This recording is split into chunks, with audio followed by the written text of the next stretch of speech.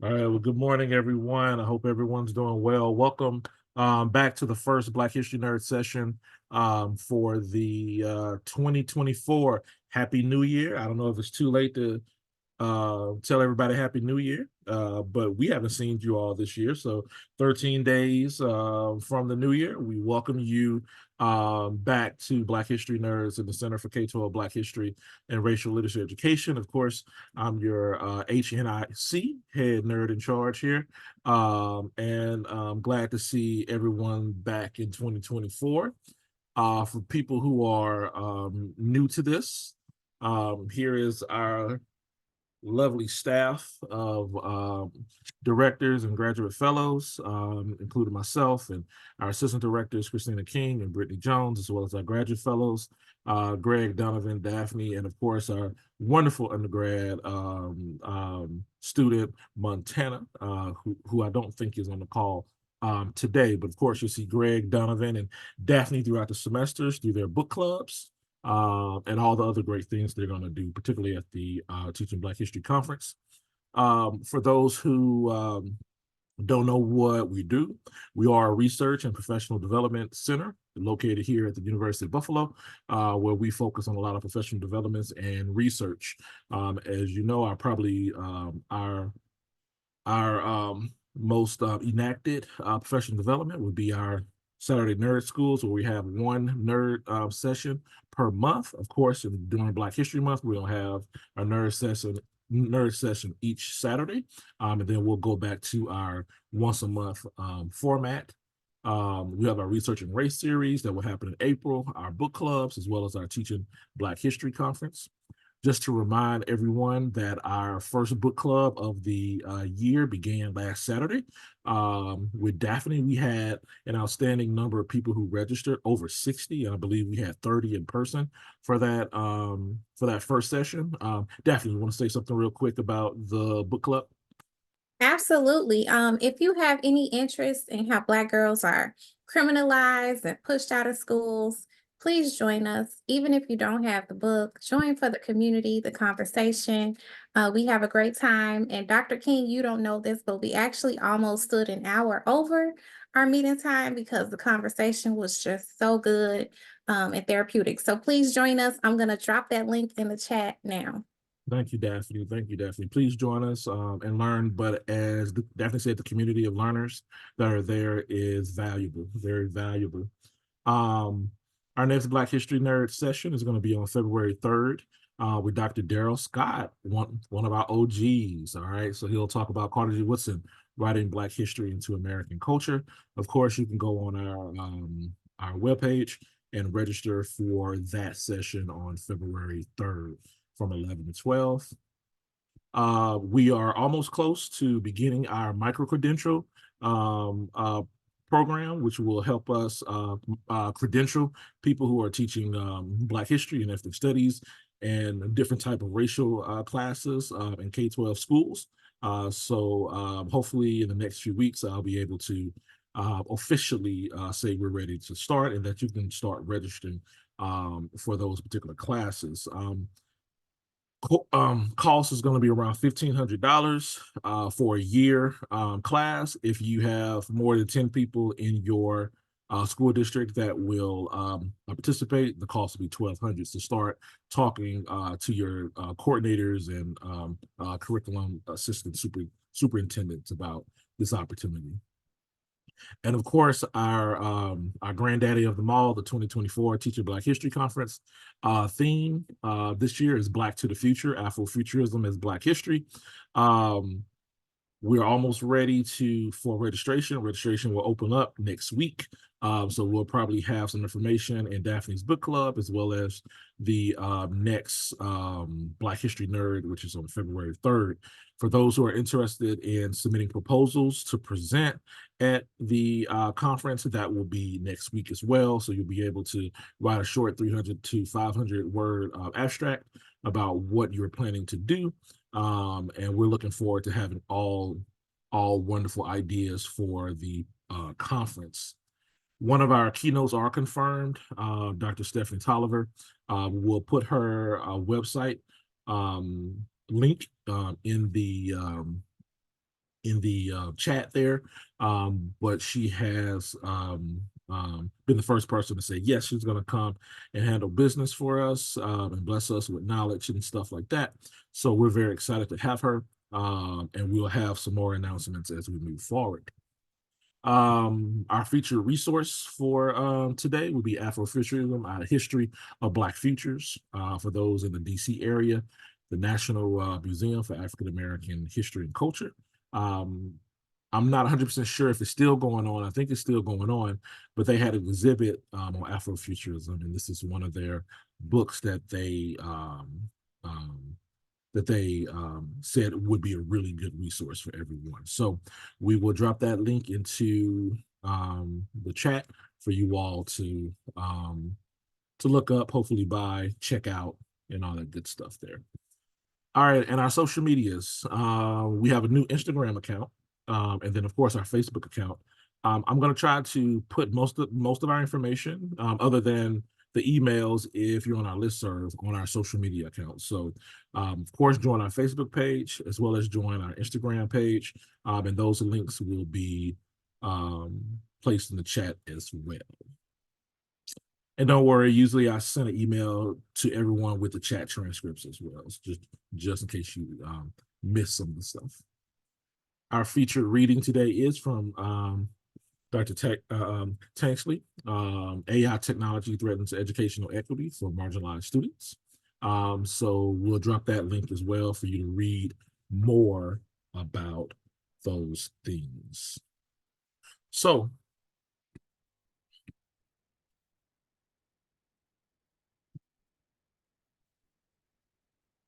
welcome everyone. I want to, you all didn't hear me, you all didn't join here to hear me talk today. So we're definitely going to move on to our featured nerd for this Saturday morning. Dr. Tanksley theorizes critical race technology theory in education, extends conventional education research to include socio-technical and technostructural analysis of artificially intelligent technologies. Her research examines anti-blackness as the default setting of AI and examines the social, emotional, mental health, and consequences of algorithmic racism in the lives and schooling experiences of Black youth. Her work recognizes Black youth as digital activists and civic agitators and examines the complex ways they subvert, resist, rewrite racially based technologies to produce more just and joyous digital experiences for communities of color across the diaspora. Very excited for this particular presentation. As you all know, we love to learn with and from our featured nerds. AI is all over the news. AI is all over schools, higher ed, as well as K-12 education. But one thing that, is not talked about is what Dr. Tanksley talks about all the time. So it's very important for us to learn those particular perspectives. So before further ado, I would like to introduce you all and give her a real great hand to Dr. Tanksley. Thank you. Thank you so much for having me here. Okay, let me try to get my screen set up real quick. Okay.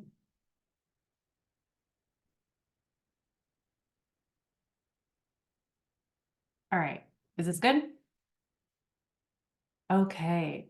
So today's talk is Race, Abolition, and Artificial Intelligence, preparing Black youth to do more than survive anti-Black technologies in school and society. And I like to quote Dr. Bettina Love, her work around abolitionist pedagogies, because I think that is really important for the new phase of racism, anti-Black racism that we're in. But before I get into defining all of that stuff, I wanted to give a brief kind of overview of who I am and what I do. So normally when I present, people say, oh my God, have you ever heard of Safiya Noble? And then, so now I'd like to kind of start by saying Safiya Noble was my PhD advisor. I was one of her first, I think I actually was her first student back in the day. So we're talking about back in the day. And so this is why I do work around algorithmic racism. Her book is called Algorithms of Oppression. Definitely something to check out if you haven't read it yet, life-changing. Currently, I am a part of the inaugural cohort of the MacArthur and Op-Ed Fellowship for Technology in the Public Interest. So this is really to support raising awareness around racism and AI to folks outside of the ivory tower, because we know that these institutions were designed to keep knowledge from our communities and from everyday folks. And so part of this, abolitionist project is disrupting that mechanism that keeps us from talking about really important things around Black history. We know there's CRT bans, we know there's African American studies bans, right? This is like one of those other things that AI is being kind of kept by the white billionaire elite. And so it's really important to spread this knowledge to our communities. And then in general, I focused on urban education information studies, particularly Black education. I also focus on STEM education. So in this presentation today, you'll see a lot of my background come through. And my undergraduate, I went to Syracuse University. I lived in Rochester, New York. I was born and raised in Rochester, New York, so I'm shouting that out. I did get accepted into UB, but then I went to Syracuse. It's like a whole thing. But I was a K-12 educator, specifically K through 8 educator. So you will also see some of that in the program that I'm going to talk about today. So getting into it, the landscape of tech and AI in schools. So there's a lot of different forms of AI that have already been in many of our schools. And some of them exist in the background. So I just laid out a couple kind of broad categories, but there are others. So the first one is learning technologies, right? These are things like Google Suite, Blackboard, also thinking about the ways ChatGPT has been used as a learning technology, right? Grammarly, things like that. School safety, so this is technologies like Blocksy around content moderation, or GoGuardian, right? Student safety monitoring programs that track, what type of usage you're using your school device for.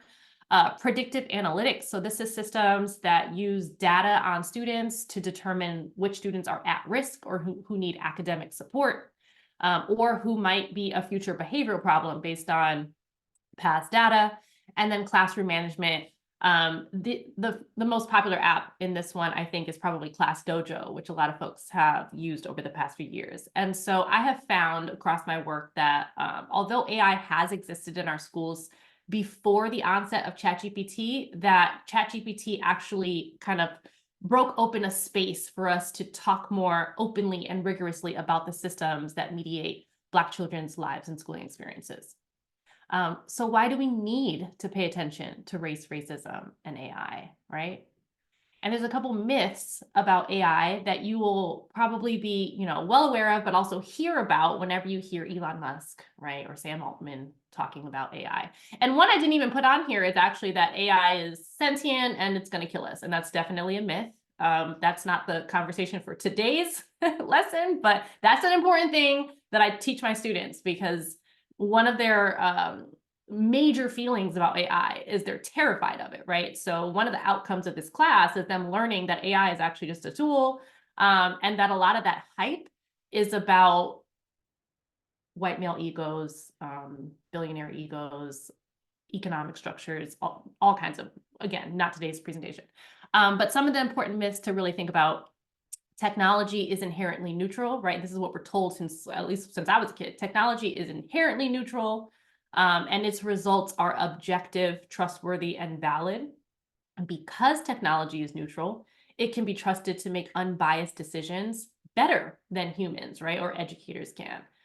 Technology, because it's neutral, because it's trustworthy, and because it's better than teachers, and it's going to replace teachers, right? That it is the silver bullet to remediate educational inequity, despite these inequities being historically situated, right, and systemic and racially motivated in many ways.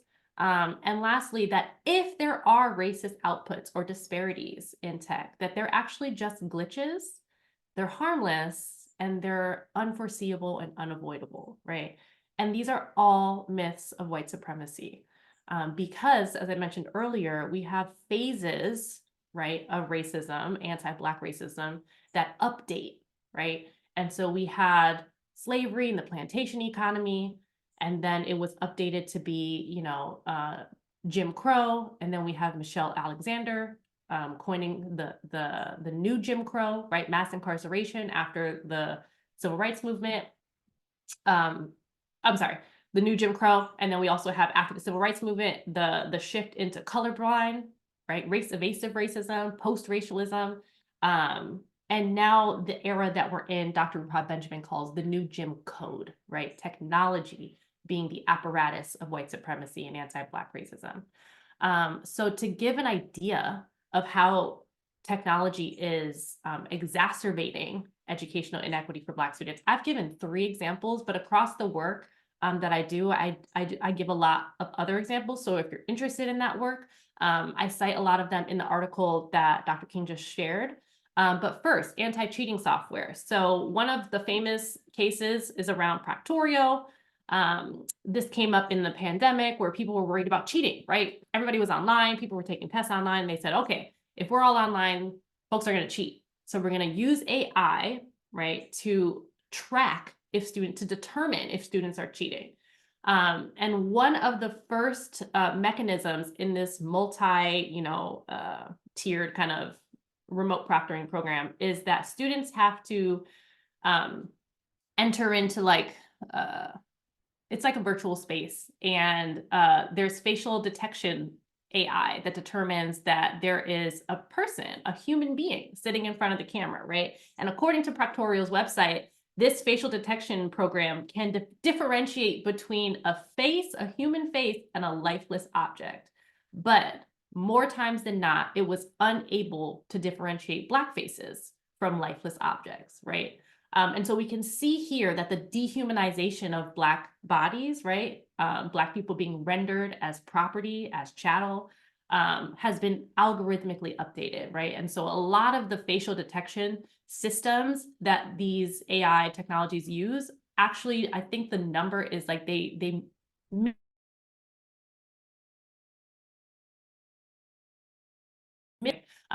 the downside with these is not just that you get locked out of your classroom, right? Or that you're regularly kind of flagged by the system as being a cheater, even though you're not cheating, right?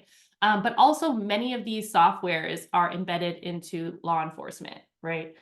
So number 3 actually looks at school safety technologies like GoGuardian or Securely. These are adopted by nearly 70, I think, or 80% of schools in the US, right? GoGuardian, Securely, I can't remember the other ones right now, but they're directly connected to law enforcement. So if you are falsely flagged in this system, police show up, right, to your house. We already know, I don't have to go into how dangerous that would be, given that y'all are reading Black Girl Push Out, right? That gives some statistics around the carceral violence that Black girls in particular experience in schools.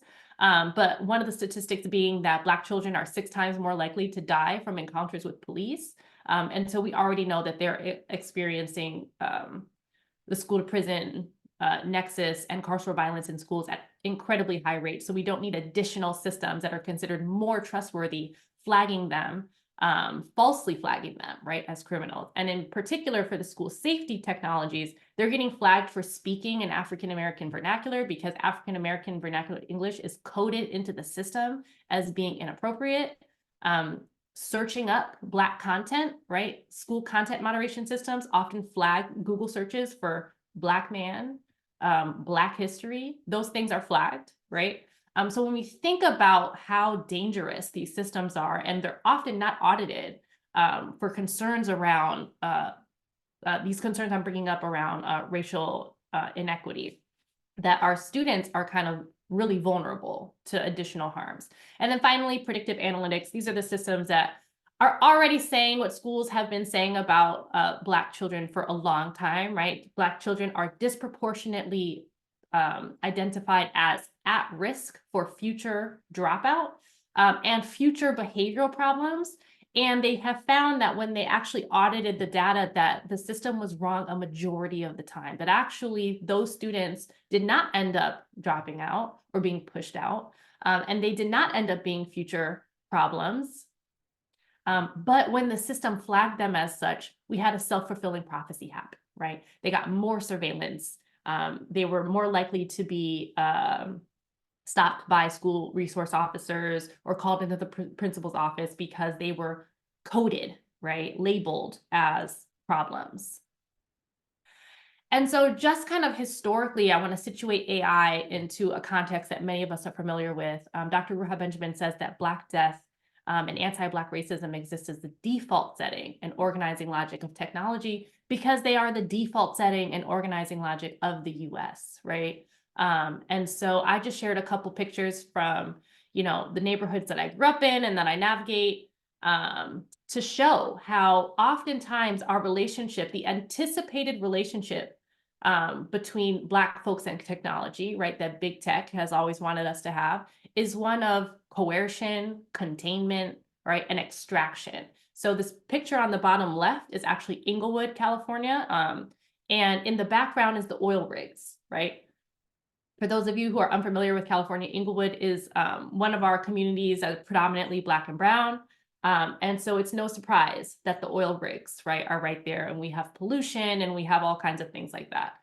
There's also like the train tracks, we have the transformer. I like to show the transformer because when I was little, I always hung out on these, and I have found that every time I give a presentation, people are like, yes, like that was the spot. Like everybody was hanging out on this thing. But like those were just like dumped in our communities. We have the junkyards that are predominantly in Black and brown communities, right? Power lines, and also technologies, carceral technologies, right, in our schools. And so there was always this idea that our relationship, like I said, was going to be one of extraction, right? Empowering other communities, that we were going to be the factory workers and behind the scene labor, right, to make these technologies happen. To produce this techno future, right, where life is easier and there's no one has to work. But really, what's once I get into my presentation, we'll see that Black folks and people of color are often the invisible labor behind artificial intelligence, as we have been for all of the technologies that have been produced. So I just put this quote here that captures what I've been saying, which is the expansion of carceral technologies into schools via AI has exacerbated the school to prison pipeline, which connects the new Jim Crow to the new Jim Code. And Dr. Ruha Benjamin has a book on the new Jim Code, very, very powerful. A lot of my work cites that. And so that's also something that if you haven't read, you should definitely check that out. And also I want to recognize that although there is an anticipated relationship to technology that we're supposed to have, that Black communities have always resisted and hacked these systems for joy, hope, healing, and liberation. So, in all of these pictures, you can see some little acts of resistance, right? Whether it's the shoes on the line, the art on the tracks, playing the soccer field. They made a soccer field, right? Probably where a soccer field wasn't supposed to be or shouldn't have been.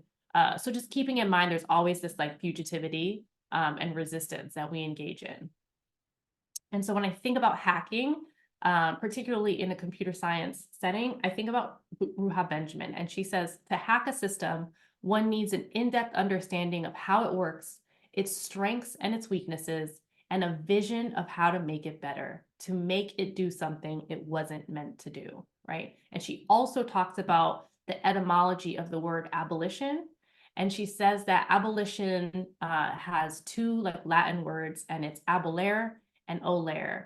And one of them means to destroy, and the other one means to grow, right? And so when we think about abolition, it's not just simply dismantling these anti-Black death-making systems, right, that I talked about, but it's also about empowering our youth and preparing our youth to design new systems in their place. How do we understand systems where Black life and joy are the default setting, right? How do we prepare young people to use these systems in ways that allow them to do more than survive, right? And also prepare them for future careers where they can quite literally rewrite and redesign these systems.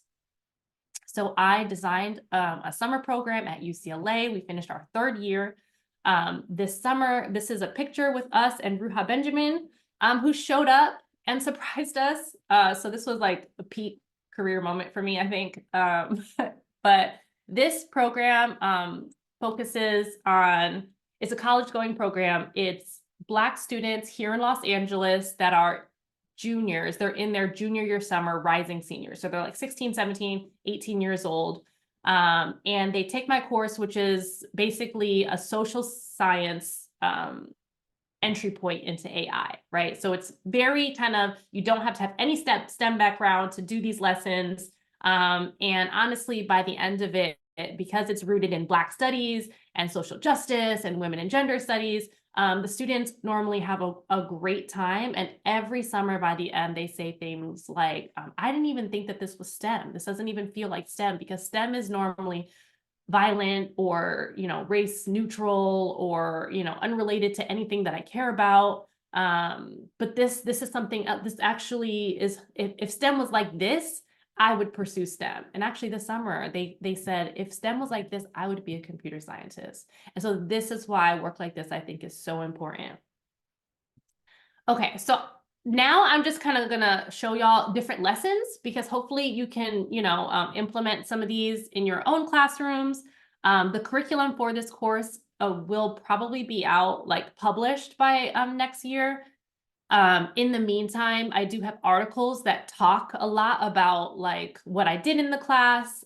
So if you're interested in those articles, I think they are available either on my website or I can send them out. But so I'm going to just show kind of a preview. So I start the class by asking students, what are algorithms, right? And so I show them this picture, and this is a picture that I took from Walmart here in Burbank, California. And as you can see on this aisle, it says this aisle contains bleach, tortillas, laundry detergent, and international foods, right? And so I show them this picture, and I say, I don't know about y'all, but any Walmart or grocery store that I've been in, I've never been in an aisle that has food directly touching bleach and toxic cleaning products. And so what messages undergird this decision, right? And so they start thinking, okay, well, people of color, particularly, Latinx folks, are disproportionately represented in janitorial or custodial staff here in Los Angeles. And they're like, wait a second. So the people are assuming that if you're buying, if you're Latino, then you're coming in and you're buying tortillas and you're buying cleaning products. That's deeply racist. And we're like, yeah. So there's a logical assumption, right? A racist logic that undergirds this, right? Not to mention the fact that putting these products next to food is incredibly toxic, right? And dangerous for folks' health. And so we get into this whole discussion, right, about racial logics. And so an algorithm is defined as a set of instructions designed to solve a problem, right? And so when we talk about a set of instructions designed to solve a problem, and we think back to all of those technologies that I just talked about, right? Proctorio and all of the technologies that are in our neighborhoods, right? That produce Black death and dying. What is the problem that these technologies are designed to solve, right? So we talk about W.E.B. Du Bois's now perennial question, right? How does it feel to be a problem? And also he says that the problem of the 21st century is the problem of the color line, right? The Negro problem. And so if we are the perpetual problem that these technologies are trying to solve, right, then it's really important that we understand how to resist, right, and dismantle and rebuild these systems. And so using this Black studies understanding of what an algorithm is, right, not to mention Dr. Sadiya Hartman also says that, Black lives are imperiled by a racial calculus, right? This miscalculation of Black life that produces what she calls the afterlives of slavery, right? So she says that's poor educational outcomes, mass incarceration, premature death. So we already have this really rich history of Black thinkers and historians and philosophers telling us, right, that algorithms are actually racial logics. But here I'm putting it into a computational setting. And so I asked the students to use if-then statements, right, to describe racial logics that they experience in their everyday schooling experiences. And one example that we start with are, what are the algorithms, right, the offline racial logics that led to Trayvon Martin's killing, using if-then, right, a function. So if a Black boy is wearing a hoodie and in a white neighborhood, then he is dangerous. He's a dangerous thug that needs to be shot, right? Those are the racial logics. So we write these up, a free write on Post-it notes, and students they wrote a bunch of things. I just showed 2 of them. And so one student says, if a Black child gets too loud in class, then they deserve to be disciplined. If you do not present as your biological sex, then you are forced to conform by your teachers and peers. So we can see how a racial logic, right, around Black criminality or Black kids being inherently aggressive or problematic, and other types of racial logics or intersectional logics lead to a material consequence, right? You are disciplined, you are forced to conform.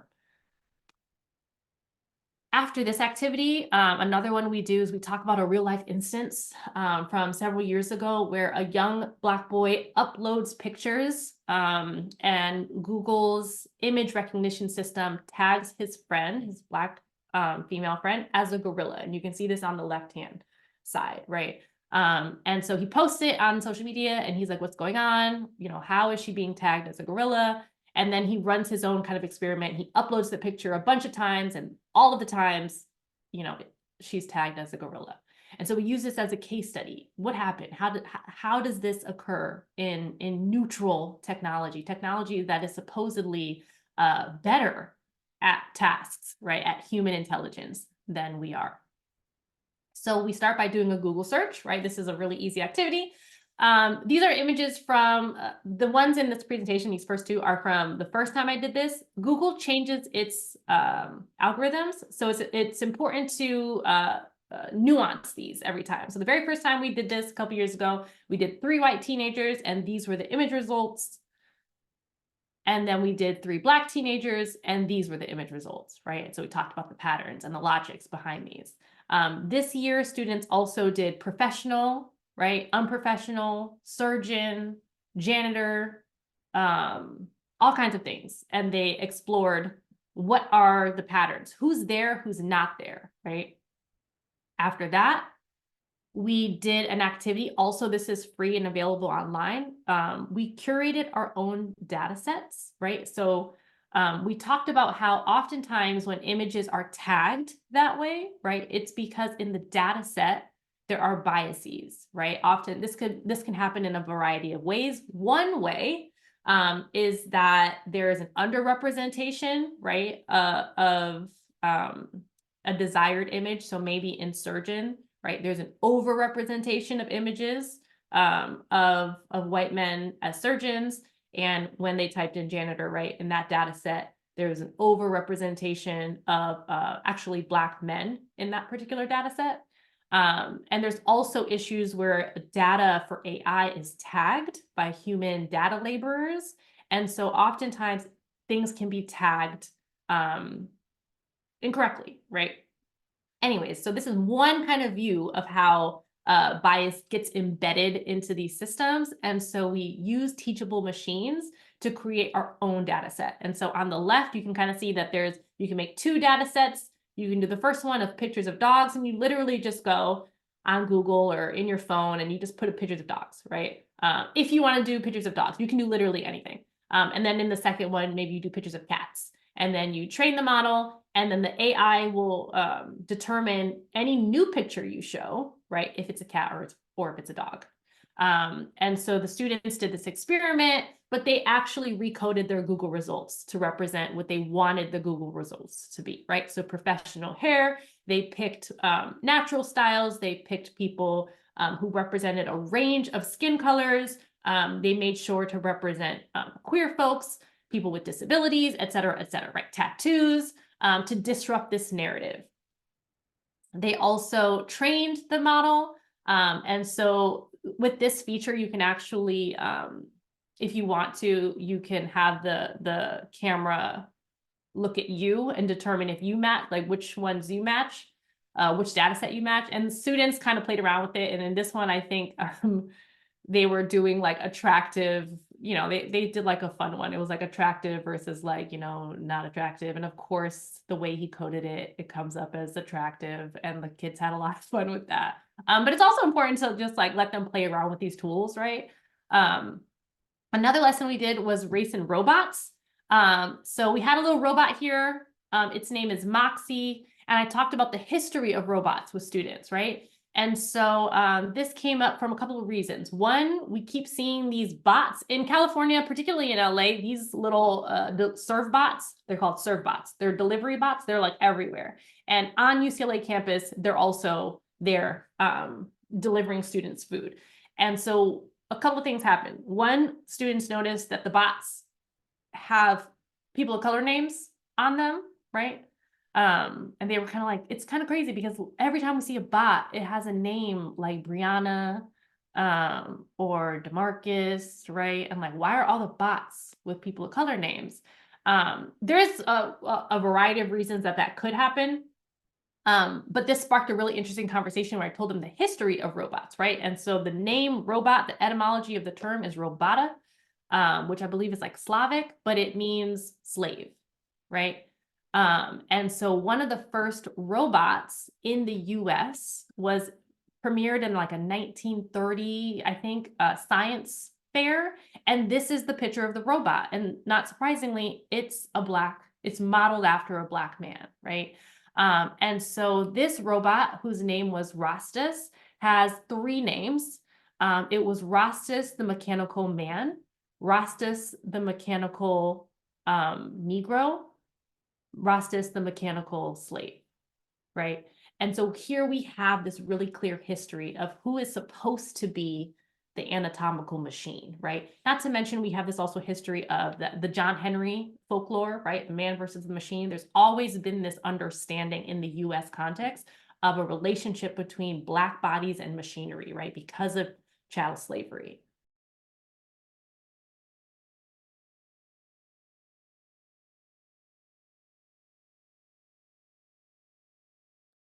Dr. TANKSLEY, you're muted. Can you hear me now? Yes. Okay, I moved my little camera thing. Okay. I showed them these two pictures. The picture on the left is the global communications infrastructure. So this is how our Wi-Fi is set up, right? To make Wi-Fi happen. Wi-Fi is actually not in the sky. My students always think that the Wi-Fi exists, the internet exists in the sky. It's actually, I say it's like cables in the ocean, right? And they connect to different countries. And so I show them the map of where those cords connect. And then I show them this map of the transatlantic slave trade, right? The Middle Passage. And we talk about, are there similarities there? And if so, why? And then we also talk about the human labor, right? The captive and colonized labor behind AI. So there's three instances I just want to bring attention to because I know I'm running out of time. There was just an article that exposed that OpenAI, right, the creator of ChatGPT, uses labor from Kenyan workers, and they are paid less than $2 an hour to make ChatGPT less toxic. And so this is the image, right? When I talked about data laborers, gig workers, things like that, it's usually it's usually really intense, like graphic content that you're going through. And there's a lot of research that shows that folks who have to detoxify, right, the internet end up having like PTSD responses, but also they're paid less than $2 an hour. Meanwhile, ChatGPT, right, OpenAI is a multi-billion-dollar company. There was another article that came out, I believe, this year that revealed that prison laborers are also the ones doing the data labeling. And again, AI cannot produce patterns. ChatGPT cannot produce generative results without all of these data being tagged. ChatGPT is reading patterns across billions of documents, text, content, I guess, for lack of a better word. And so it is somebody's actual job to tag that data so that AI can read that data, right? So the real intelligence behind AI is actually human labor, right? And then this image on the far right is of a Native American woman, not a lost history, it's an invisible history, it's an intentionally obscured history. Native American and indigenous populations, particularly the women, are the designers of microchips, right? They actually, because of the weaving and textile traditions, they were actually hired, again, low-wage labor to design microchips, right? So our communities have always played a really important role in these technologies. And then finally, environmental considerations. ChatGPT actually drinks water, right? ChatGPT uses servers, and these servers are huge warehouses, right, with all of these servers in them, and they run hot. And so ChatGPT actually has to have water flowing through these systems in order to make sure it doesn't overheat. And so research is coming out that people are finding that, like, you know, anytime you do a search on ChatGPT, it's burning water. And this is in the middle of a drought. And oftentimes this water is from places like indigenous reservations or places that are experiencing a lot of drought, right? And so this is actually like a climate issue. And there are apps out there, technologies out there that are designed by and for Black folks, one of them being Abolition. This came out a while ago. These pictures are also from a while ago. So sometimes apps change and they disappear. But at the time, Abolition was an app that crowdsources spare change. So if you make a purchase and it's $2.99, right, you can round up and that penny will go to pay off someone's bail who is incarcerated simply for being unable to pay bail, right? So there's some ideas about how to use technology towards social good. And so I normally end this class with a technology project. There's a rubric for this project. It's available if you are interested in using these for your classroom. But essentially, I give students these tenets for designing a technology project, an AI project, that can have Black life, hope, and joy as the default setting, right? Thinking about how it's designed and how it's used, and something that can disrupt anti-Black racism. So I'm just going to show you a couple projects. I'm not going to talk too much about it. This summer, students redesigned that robot and thought about what it would look like and how it would help Black students in particular. So they wanted it to be essentially like a Black history kind of educational source. Another group came up with Karen Catcher's app, right, that uses machine learning technology to recognize Karens and perpetuators of anti-Blackness, right, and have a data set. It's kind of like Waze. So you would get an alert like Karen spotted ahead, so you can avoid that situation. And they also have some restorative justice features in there. I know I'm running out of time. And finally, a group came up with a robot that could address the healthcare deserts that exist here in LA in Black and Brown communities. And so they want this robot to be trained to be able to see Black folks and Black skin, because as we mentioned before, image recognition systems do not see darker skin. And so a lot of these technologies are really bad at identifying like maybe dermatology issues, right? And so this was one of their ideas for rectifying medical racism. But yeah. Oh, and then Black Moms. This was a website for Black mothers and birthing people. Okay, that's it.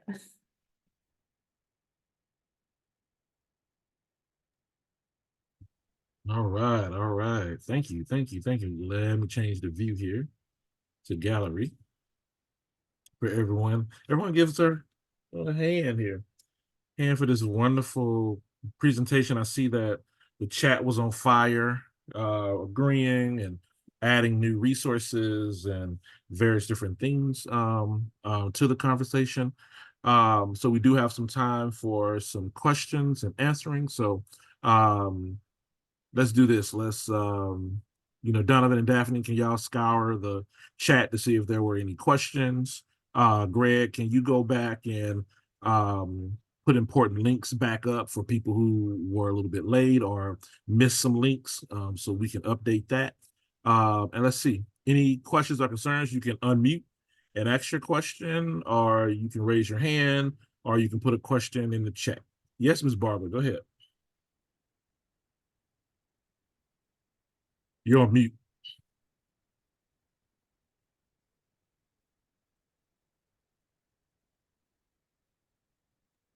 Yeah, I think I'm sorry. This is an entirely new subject for me.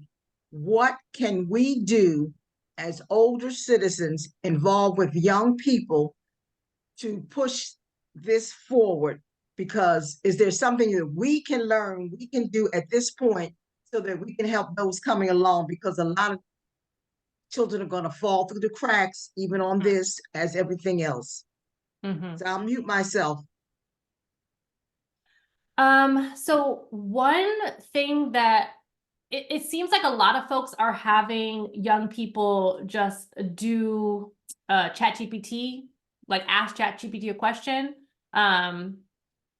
Obviously, there are some issues around the data privacy or even like the water issue. But if this is something that maybe you're already doing, I've had students ask ChatGPT questions about race and just see its answers, right? That in and of itself is interesting, right? They asked ChatGPT, do white lives matter?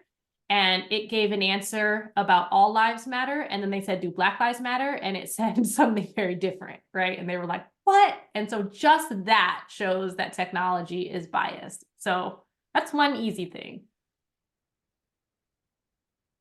It's your, what was that Karen thing you mentioned earlier, a few minutes ago? The Karen catchers? Yeah, Karen captures sound like a Tubi movie. Yes. Yes. Is that in the chat, Karen? Is that in the chat?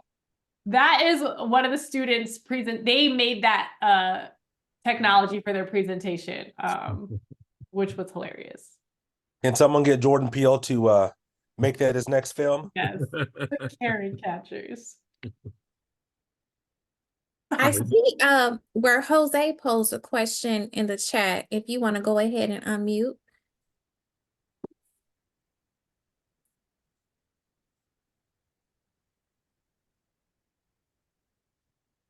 Good morning. Hi, Hey, Jose. sibling.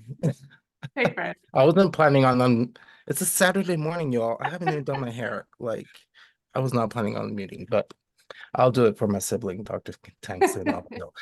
I'm always so thrilled to hear you speak. I mean, we have these conversations over the phone all the time, but one of the things that we haven't talked about, and I was reminded when you were talking about the training data, and how training data is a big problem, for lack of a better word, in regards to the bias that we see manifesting in the AI systems. I've heard arguments from people who tell me, well, you know, the big training data that exists is a real representation of the world that we live in right now. So if you are searching for house cleaners and you see a bunch of brown faces, that's because that's how the world is, right? And of course, I have my host of counter arguments to that, and what we can do as design-based researchers to disrupt that type of logic. Yeah. But I'm curious to hear how you would answer an argument like that, especially from a future-oriented abolitionist perspective that you espouse. Yeah, for sure. So I think about, you know, so LA has, just to give a really tangible example, Los Angeles currently uses predictive policing technologies, right? And so these predictive policing technologies say that they use artificial intelligence to identify hotspots where crime is likely to happen. Therefore, police are sent to that neighborhood in advance, right, to see if crime happens. Now, these technologies use historical data, right? So police have always been overrepresented in Black and brown communities. They're constantly, you know, falsely arresting people, doing stop and frisks, right? What's the other term? I'm losing it. It's like you fit the description, right? All of these historical practices that have resulted in an overrepresentation of Black folks in police data, that biased data set, right? That's been biased for years since police, you know, changed from slave catchers over to police, right? In 1850, is now being used by AI to find patterns, right? So I think it's important to recognize that these patterns in data is biased, right? Data does not inherently represent truth with a big T, we always have to situate that data in the historical context and understand why those numbers are the way they are, because we know that Black people actually do not commit more crimes. They're just overrepresented because of they're overrepresented in the police, oh my God, the prison system, because of all kinds of historical practices. And when they audited that system, y'all, they found that people who were identified as future criminals, right, future gang members, a lot of them were babies under 1 year old. Babies. So you can be in this database and you are a child, right? And so then what happens when a police runs your face, you know, or your license or whatever when you're 15 and they say, oh my God, you've been a gang member for 15 years, right? That's a problem. Technology is a problem. So yeah, thank you for that question. But it's really important to have those conversations of like, okay, well, the data is actually historically biased. This isn't a new issue. It's just being obscured by AI.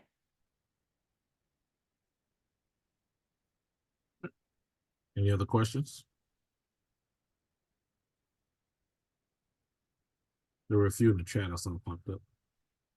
There is one in the chat, Dr. Tanksley, about the link between the water issue and AI. Is there a link between the two, the water issue and AI? Oh, the article? Is that, where's Miss Wanda Bryant? I don't know if she's on here, if that's what she's asking. Yes, I actually just saved one. If they're talking about like they want the article, I just saved it on Twitter. Like I Okay, and think then it Craig just posted it in the chat. All right, we Okay. got it. Thank you. And then there was one last question. Dr. Monreal was saying, how do we fight racist algorithms with rectifying or refining biological constructs of race? Oh, okay, racist algorithms. So there's a lot of ways people are thinking about this. Some of that work around, you know, do we use these immutable categories of race? I think there's answers in scholarship around quant CRT. They have a lot of really interesting ways of talking about how like different ways to run the data that we don't need to use race as this particular category, that we should be focusing on racism and not race. So that's like one kind of like area of study. When it comes to students, I think they have a lot of interesting ways. One, I teach them these like how technologies work. So raising that critical AI literacy is important, but also engaging in algorithmic resistance. So one particular thing students are doing is, so when they see content that's problematic, so like videos of Black people dead and dying, right? They don't want to see that. When they report it, it doesn't get taken down. And I have a whole presentation on why it doesn't get taken down, but I'm going to summarize that it's anti-Blackness, right? People like to see Black people dead and dying. And so what they do instead is they comment certain things on the post that they know will get taken down. So if you type, at the time that this was happening, white men were a protected category. And so if you write things that are problematic about white men, because they are protected by algorithms, it will take the video down, right? And then when there were racist videos of people saying problematic, or, sorry, when there were videos of people saying Black Lives Matter, like, you know, raise awareness about this issue, it would be getting pushed down by the algorithms because they don't support you talking about Black content. And so when they realized that those posts were being pushed down and people weren't seeing them, they started commenting things like, oh my God, girl, where did you get that makeup? How much is that product? I would like link me that product. And because the algorithms are designed to promote sales, that video went viral, right? And so there's little strategies like that that are really powerful. But yeah, I just like to give like tangible things. And Tim has his hand up. Yeah, and I'm so sorry that my video is off. We're already dealing with storm stuff, but thank you so much for this. It's so important, so amazing. I guess the kind of question I was at, like when we're, for example, this probably points to kind of the limits of representational politics or the politics of representation, but right, like how do we, for example, when we do Google searches and, something like how do we say, well, the way to fight that is by, you know, making sure that we have more Black folks as X or Latinx folks Y, without kind of reifying the idea that then a Black person or a Latinx person or whatever person should look a certain way, right? Yeah. Like how do we kind of teach that? I mean, part of it I think has to do with kind of the way that we teach race and racism, right? But like, I don't know, that's something that I've found somewhat problematic when you start introducing these things, because then the students will say, okay, well then we'll just make sure that we do this, this, and this. But those kind of get, I don't know. So I just love your thoughts on that. Yeah, I mean, so in the project that we do, when they make their data sets, and I tell them to consider intersectionality, and then they find every time that they might have made a data set that represents a sliver of their community. That overall they are like, okay, it's positive, it's representative. But maybe they also realize, oh man, this really did not represent gender non-binary people, right? And it becomes a rich conversation about we all have blind spots. And the goal is never to have, you know, to go so far down into the intersectional spiral that you don't get anything done, right? I think we have to hold these contentions that like a system can be not violent without having every single, you know, every single billion identity included, right? At once. Like there are systems that are actually just better than ones that have deeply problematic results, like Gorilla, right? And so I think talking about that with students is important, and recognizing that oftentimes the goal of white supremacy is to make you feel like you have to do everything extremely perfect. Like that's abolition is only if you absolutely help every single person all the time in every single thing that you do. You dismantle the entire system and you make a perfect system. Or you might as well just deal with the system we have, right? That there's no messy in the middle, and liberation is always messy. And so I think that's an important conversation to have, because particularly for Black folks, we've never been able to have humanity, and humanity is messy. We were either the chattel, right, that was disposable, or if you are not perfection, if you don't do twice the work for half the credit, right, then you're disposed as well. So it's really important to be able to make these decisions that might not be perfect, but are definitely better than the anti-Black violence that we have right now. And then we keep moving it forward, right? It's no one person's responsibility to fix a system to perfection, right? Right. Time for one more. If there's anyone who wants to unmute and ask, or if there's a question in chat.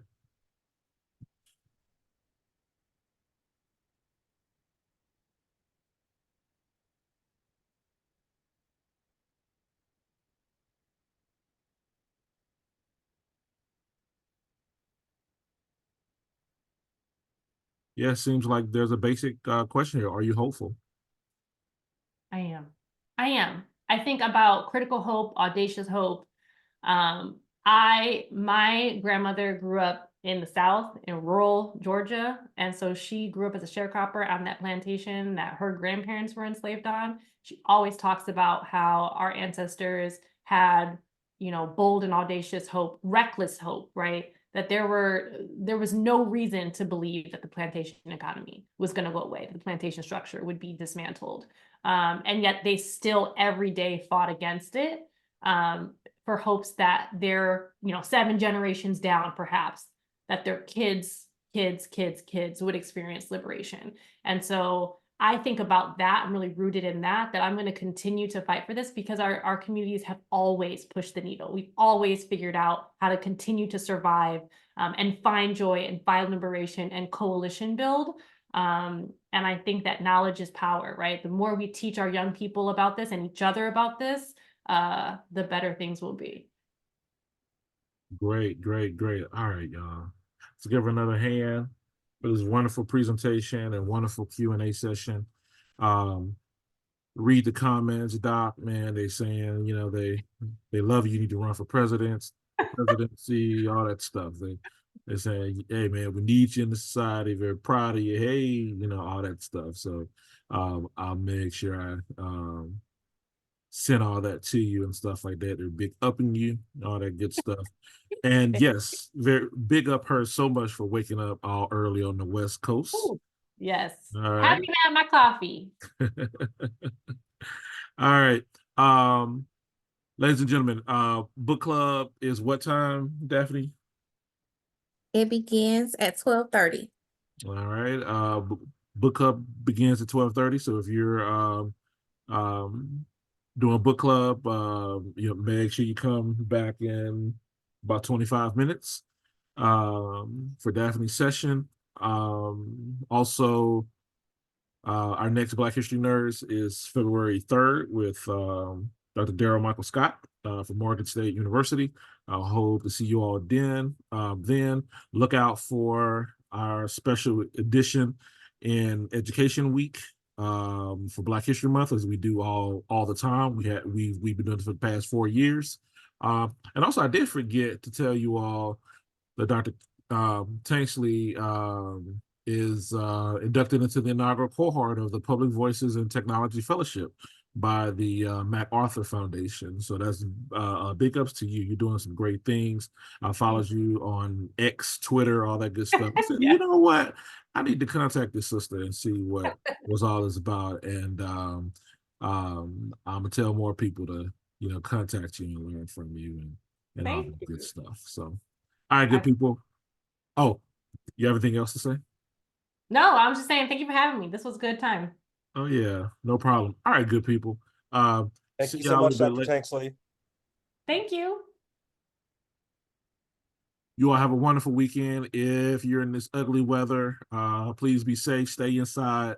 Please be safe out there. And I will see y'all. Well, definitely will see y'all in under 20 minutes, and I'll see y'all good people next month.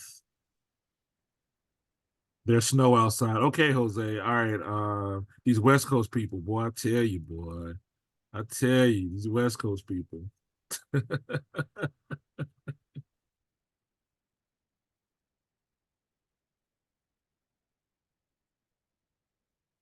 It's just real windy over here. Another great session, and I'm telling you, my head is bursting with all the knowledge that's coming from you folks. Keep it up.